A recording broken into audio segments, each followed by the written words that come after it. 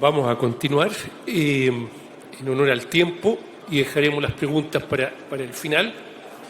Y ahora me corresponde presentar al doctor Jung-Sung Lim. Jung-Sung es cardiólogo dedicado a falla cardíaca en la Clínica Santa María y va a presentar sus comentarios sobre los últimos clinical trials de este congreso en falla cardíaca. Buenas tardes, muchas gracias por la invitación. Hice una selección de algunos estudios que se han mostrado por primera vez en este congreso, pero también me atreví a agregar un par de estudios que mostraron sus análisis de análisis posteriores a la publicación inicial, así que espero que sean de interés para todos ustedes. Lo primero que me llamó la atención fue el estudio STEP. El estudio STEP evaluó el efecto en la semaglutide en pacientes con obesidad e insuficiencia cardíaca y FEI preservada. Hasta el momento no se habían discutido o emitido ningún estudio para este tipo de fenotipo de pacientes, siendo incluso el fenotipo de insuficiencia cardíaca con obesidad el fenotipo más frecuente. Y lo que evaluó el semaglutide fue en estos pacientes, como en primario, los cambios del peso y los síntomas a las 52 semanas de administración. Los pacientes tenían una fracción de eyección sobre 45%, capacidad funcional 2 a 4, índice de masa corporal sobre 30 y se administró semaglutide 2,4 miligramos subcutáneo de forma semanal y se evaluó el endpoint a las 52 semanas. A las 52 semanas, el endpoint primario fue ampliamente favorable para el semaglutide. Los pacientes tuvieron una mejoría en el cuestionario de Kansas Score para la capacidad funcional, con una mejoría de 7,8 puntos y también a su vez hubo una reducción del peso aproximado de un 10,7% con respecto al peso basal. Así que semaglutide fue eficaz para mejorar los síntomas y la capacidad funcional en pacientes con obesidad e insuficiencia cardíaca con FEI preservada.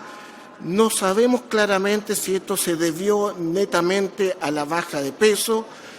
El análisis win ratio mostró que había una reducción también de eventos clínicos, aunque fueron poco frecuentes en ambos grupos, y la relación win ratio fue favorable ampliamente, dado especialmente por la mejoría de la capacidad funcional.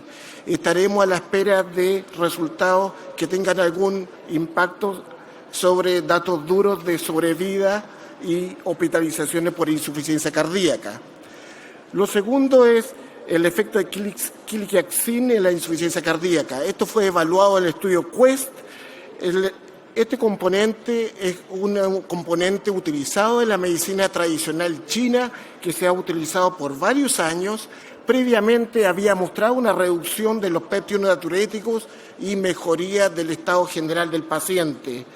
Este componente se evaluó en pacientes con insuficiencia cardíaca, FEBI reducida, capacidad funcional 2 a 4, péptidos natriuréticos elevados y sobre una terapia triple con beta-bloqueo MRA e inhibidor de la enzima convertidora y beta-bloqueo. Fue antes del amplio inicio del uso masivo de los SGLT2. En un seguimiento de 18,3 años hubo una reducción de los eventos compuestos de hospitalización de insuficiencia cardíaca y de mortalidad cardiovascular. Así que este componente que requiere tal vez ser más seguido de cerca en cuanto a beneficio y tolerancia y seguridad a largo plazo, por lo menos en este estudio mostró que había una reducción del endpoint primario compuesto de mortalidad cardiovascular y o hospitalización por insuficiencia cardíaca. El tercer estudio que me llamó mucho la atención fue el estudio HeartFit. En este estudio lo que quiso evaluar fue el impacto que tiene el fierro carboximaltosa en datos duros de la insuficiencia cardíaca, como lo es la sobrevida y las hospitalizaciones por insuficiencia cardíaca. Previamente los estudios, como el estudio CONFIRM, habían mostrado beneficios en cuanto a mejoría del estado general, mejoría de la capacidad funcional. Había una tendencia a mostrar reducción de las hospitalizaciones, pero fue en este estudio que se dedicó a estudiar el impacto de fierro carboximaltosa en pacientes con insuficiencia cardíaca. Aquí fue estudiado en pacientes con insuficiencia cardíaca FEBI reducida, que tenían evidencia de déficit de fierro, y se administró según los parámetros cada 6 meses fierro carboximaltosa. Lamentablemente, en cuanto al endpoint primario compuesto de hospitalizaciones, sobrevida o mortalidad por insuficiencia cardíaca y capacidad funcional, sorprendentemente no hubo diferencia comparado con placebo. Hubo un ligero beneficio modesto en cuanto a la mejoría de la capacidad funcional, pero no hubo diferencia en cuanto a la reducción de los eventos duros de la insuficiencia cardíaca. Se evaluó, se comentó de que esto podría deberse a que se reclutaron pacientes de menor riesgo o que también el porcentaje de saturación del fierro era más alto que en los estudios previos. En cuanto a los updates de estudios, voy a comentar un par de estudios que fueron publicados anteriormente y que mostraron sus updates. Uno fue un estudio de una recopilación del EMPEROR Preserve y el estudio EMPEROR Reduce, en el cual los pacientes fueron, después del periodo completado del estudio, fueron en forma ciega, tanto el grupo fármaco como el grupo placebo, se les retiró el fármaco, la empaglifosina y el placebo en forma ciega. Al cabo de 30 días, lo que se evaluó es que se vio que los pacientes que estaban en el grupo empaglifosina hubo un deterioro de su estado, hubo una mayor tasa del endpoint compuesto de hospitalización por falla cardíaca y mortalidad cardiovascular, al igual que la capacidad funcional emitida por el cuestionario de Kansas City.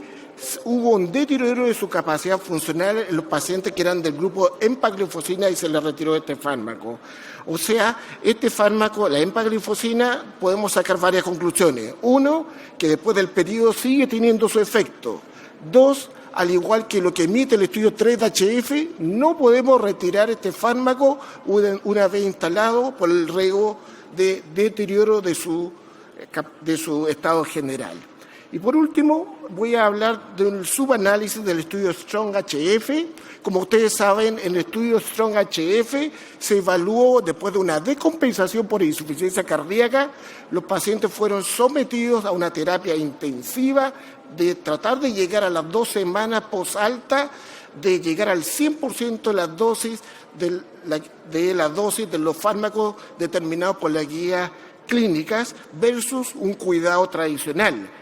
Y sabemos de que al cabo de un periodo corto de 180 días, el grupo más intensivo tuvo una gran mejoría, diferencia favorable de los endpoints clínicos. En esta oportunidad se analizó cuál es la tasa de congestión utilizando un score de congestión, y este score fue ampliamente favorable, o sea, había mejores pacientes, más tasa de pacientes con decongestión exitosa al cabo de 90 días en el grupo de pacientes que fueron manejados en forma intensiva. También tenían un peso menor y, lo curioso, un menor requerimiento de dosis de diuréticos, lo que implica que estos pacientes estaban en mejores condiciones, requerían menos diuréticos, que a su vez es un reflejo de una mejoría cardiovascular.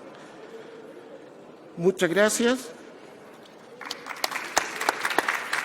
Muchas gracias, Jong-Sung. Quiero dejarlos ahora con el doctor Víctor Rosell, que nos presentará en cirugía hospitalización por insuficiencia cardíaca, mejorando la descongestión y más. Muy buenas tardes por la oportunidad de presentar. La verdad es que a mí no me correspondió revisar ni una guía ni tampoco algún ensayo, así que esto más bien va a ser una transmisión de los conceptos que me parecieron más importantes dentro de este simposio, donde había dos autores bastante conocidos como el doctor Mebasa y el doctor Millen de Bélgica, que es el principal autor del árbol.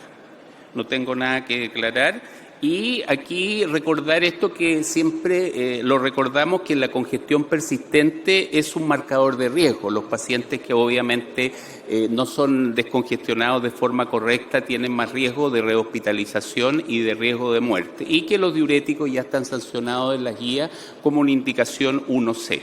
Y lo otro que vemos con bastante regularidad es que estos pacientes con falla cardíaca aguda presentan resistencia a la acción de los diuréticos. 5 reglas importantes de la descongestión, bastante agresivo en esta ponencia. Tiempo puerta diurético, la evaluación precoz de la respuesta dentro de horas. Recordemos que ya hay algunos protocolos que se han difundido ampliamente que tienen que ver con la medición del débito urinario y con la natriuresis para ir ajustando la terapia ablativa, la dosis apropiada, interrumpir solo cuando el paciente esté seco y continuar la terapia recomendada por las guías. ¿Cuáles son los conceptos más importantes enunciados? La importancia de los protocolos para el uso de los diuréticos, algo que yo diría que en la práctica clínica hacemos bastante poco frecuentemente. No preocuparnos tanto de la función renal, de hecho preocuparse solo si la creatinina sube mucho o aumenta el doble. La necesidad de inotrópicos, que es un tratamiento que uno pudiera eventualmente recurrir cuando tenemos, congestión refractaria. La verdad es que se utiliza o se debería utilizar en un porcentaje muy bajo de los pacientes. Más bien algunos son candidatos a usar vasodilatadores intravenosos. La pregunta siempre es cuál sería el segundo diurético a utilizar cuando no es suficiente con la furosemida intravenosa. Y ahí está la lista: los antagonistas de receptores de mineralocorticoides, la hidroclorotiazida, los ISGLT2 y la acetazolamida intravenosa. La recomendación que dio doctor Millens es que él primero usa el diurético de ASA, después la acetazolamida. Nosotros no tenemos en Chile la presentación endovenosa de acetazolamida, solo tenemos presentación oral. Después el ISGLT2 y muy importante, ¿no es cierto?, cuando el paciente ya ha pasado la fase aguda, es ir a la transición al tratamiento oral que está recomendado y que todos ustedes conocen. Respecto de los ISGLT2 hubo una conferencia completa en este simposio. Ayudan efectivamente en la descongestión. Es seguro usarlos precozmente, ¿no es cierto?, después de los primeros días de lograr la estabilidad.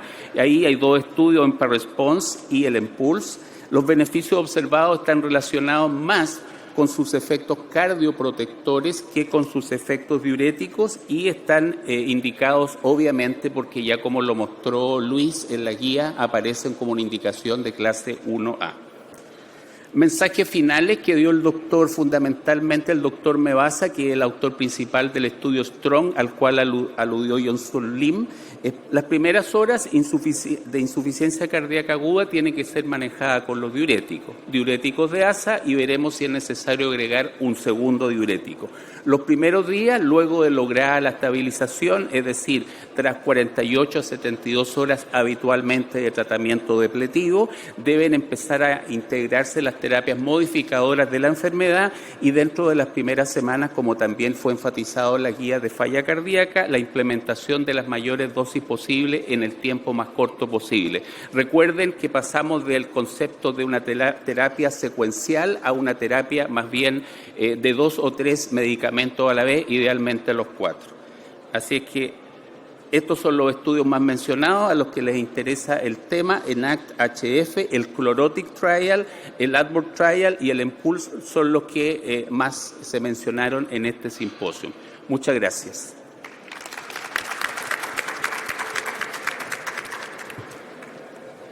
Por razones de tiempo vamos a finalizar. Va a presentar la doctora Paola Barleta. Ella va a hablar de trials, puesta al día en trials de fibrilación auricular. Muchas gracias por esta participación. Vamos a destacar 2 estudios que se presentaron y los voy a destacar desde el punto de vista de cardióloga preventóloga y cardióloga clínica. Después del estudio con semaglutide en insuficiencia cardíaca, se presentó este estudio muy interesante del Dr. Cohen y sus colaboradores en el sentido de usar un anticoagulante en pacientes con frecuencias cardíacas, taquicardias de alta frecuencia auricular. Se llama NOAA-AFNET 6. La verdad es que gracias a la detección de loops, marcapasos, desfibriladores, se pesquisan ritmos auriculares de alta frecuencia y esto tiene una frecuencia de un 10 a un 30% en la población. Estos episodios pueden durar de más de 5 minutos y asemejan la fibrilación auricular y al paciente le parece una fibrilación auricular. Esto hace que el clínico tome la decisión de usar terapia anticoagulante y de tal manera lo interesante es que no existe data randomizada para tomar una decisión si anticoagular o no. De tal manera que la pregunta a los autores fue ¿anticoagular o no estos pacientes con episodios de alta frecuencia? Brevemente, este fue el esquema, sujetos que se detectara en el marcapaso, por ejemplo, episodios de más de 6 minutos, de frecuencia sobre 170, de 65 años mayores y algún factor de los Shatz-Bass que ustedes conocen.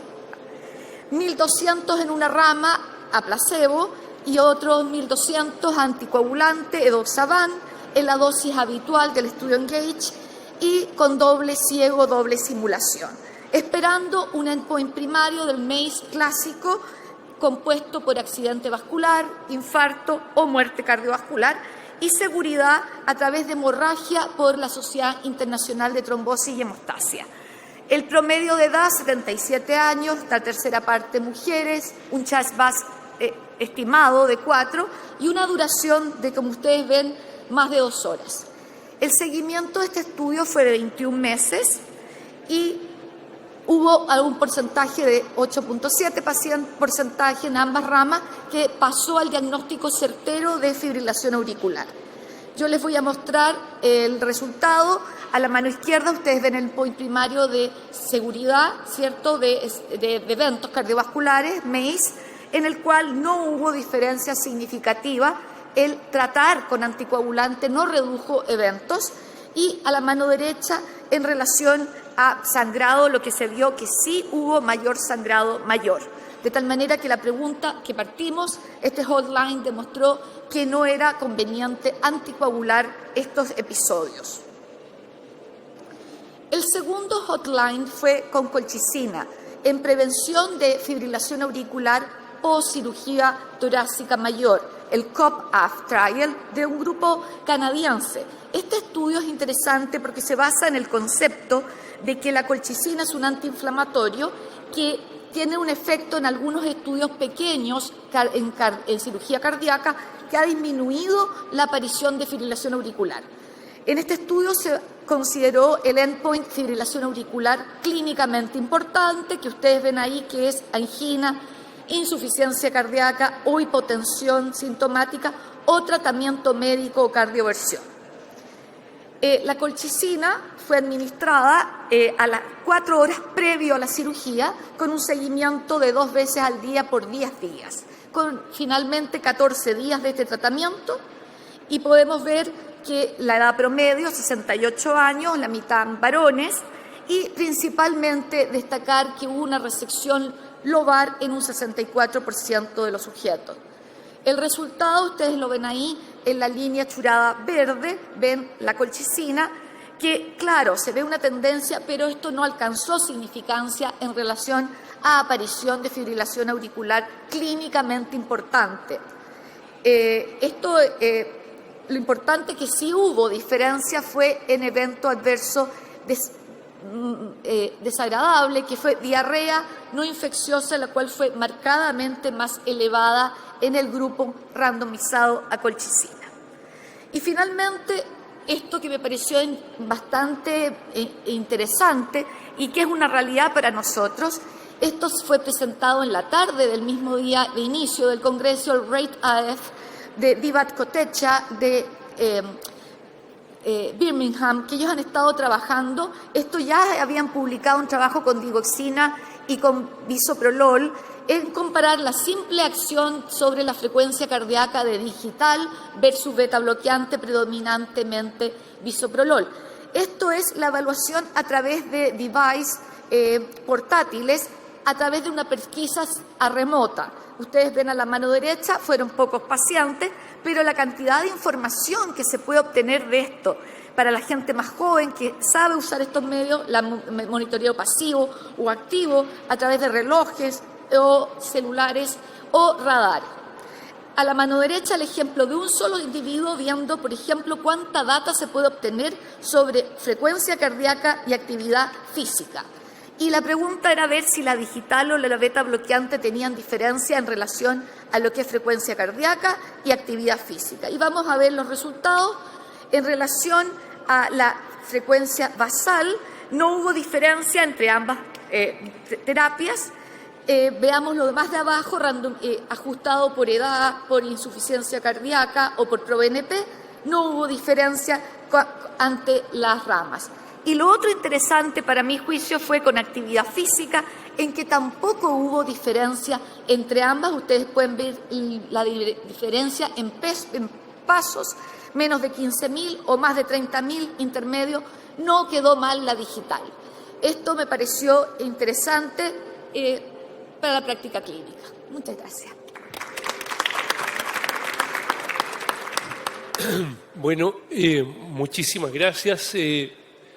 Esto que hemos hecho hoy día habría sido muy difícil hace 10 años y es un avance en nuestra sociedad tener a nueve académicos aquí y un gran público presente.